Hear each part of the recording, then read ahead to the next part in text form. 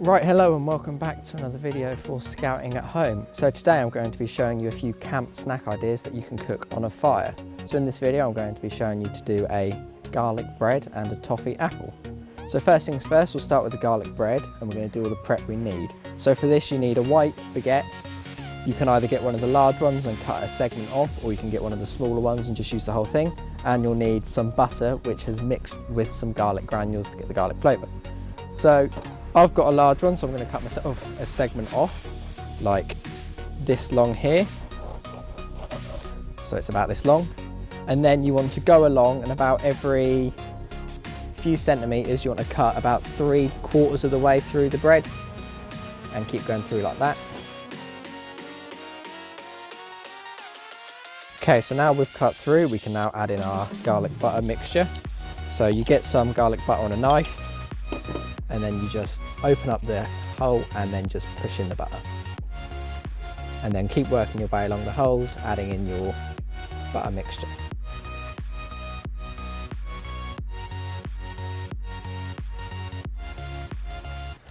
There we go, now we've added our garlic butter all the way through the bread. We now need to wrap it in foil. I'm going to wrap it with the shiny side of the cling film on the outside, or tin foil, sorry.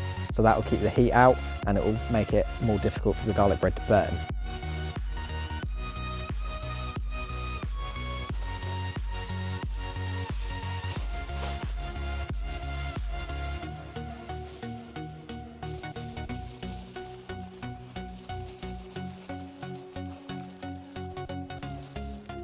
There we go, so now that's nice and prepped, it's ready to go onto the fire. If you haven't already watched the video on how to light a fire, then make sure you watch that now. The link will be in the description down below. So now your garlic bread is on the fire, you want to make sure that you're rotating it about once every minute with tongs. And then after about 5 minutes, get it off, check it. If it's not quite done, put it back on for another few minutes. Make sure you're still rotating it, and then that should be ready. Okay, so that was in the fire for about 10 minutes. You want to make sure that it's not on flames and that it's on embers so it doesn't burn. Make sure you're checking it regularly, but you can see this is now starting to toast up quite nicely. So then that's ready to eat. Make sure you're using tongs when you get it out, because the foil will get really nice and hot. But that is how you make a nice and lovely camp garlic bread. Okay, so now we can move on to making our toffee apple. So for the toffee apple, all we've done is put a stick into an apple. It's got to be quite a thick stick to support the weight. And then we've put that over the fire. The idea of this is that we want to completely char and blacken the skin, so that we are then going to scrape it off, then coat it in sugar, and then get it back on the fire to start to melt the sugar into a nice toffee. So now that it's nice and blackened around the outside, charred all the way around, we can now scrape this off with a spoon. Any leftover bits you can always just use your fingers to pull off, and then you just want to make sure that there's no skin left on the apple at all, and you've just got the nice soft middle left.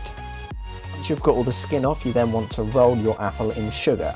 I've put a little bit of cinnamon into my sugar to make it taste really nice. However, you can just use sugar, or you can use a different spice, maybe something like nutmeg if you like. It's entirely up to you. You want to make sure that it's coated the whole way around the apple. You can always use your hands, make sure you've got plenty on there, and then you're ready to go back to the fire and start to make your sugar into toffee.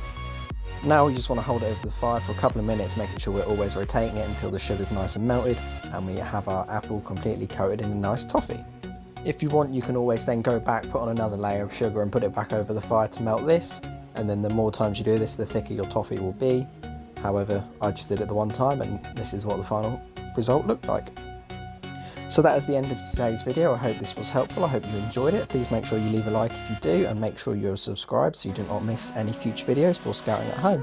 I'll see you next time. Back this minute.